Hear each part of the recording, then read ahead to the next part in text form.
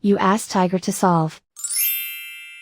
This deals with linear equations with one unknown. The final result is r equals -4. Let's solve it step by step. Simplify the expression. Expand the parentheses.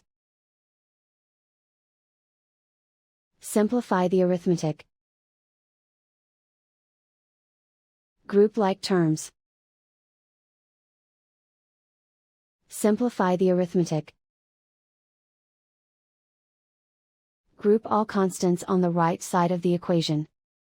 Subtract 13 from both sides. Simplify the arithmetic.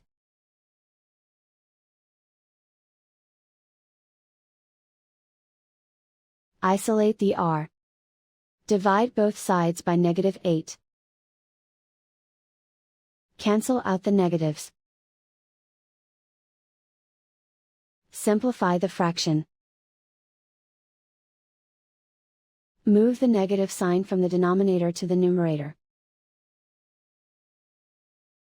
Find the greatest common factor of the numerator and denominator. Factor out and cancel the greatest common factor.